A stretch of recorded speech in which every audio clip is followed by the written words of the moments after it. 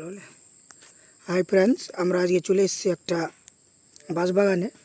আর এখানে একটা অনেক আজব আমরা একটা পোকা দেখে আওয়াজটা একটা শোনা যাচ্ছে কীরকম হচ্ছে।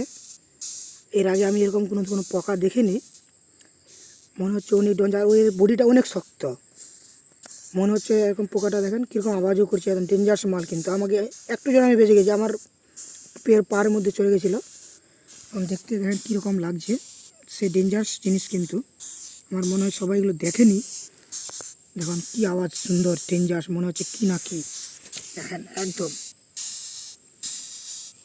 অনেক ডেঞ্জারাস মাল।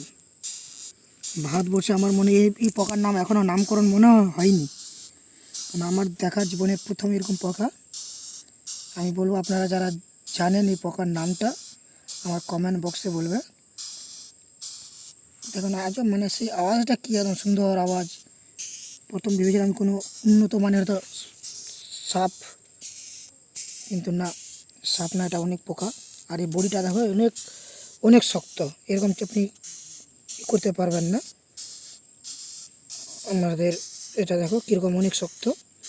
আর এই মনে হচ্ছে দেখুন উপরে মাথাটার মধ্যে মনে হচ্ছে হেলমেট। আমার যখন বাইকে হেলমেটগুলো পরি কি না, ওই রকম ওর থেকেও বেশি শক্ত আছে।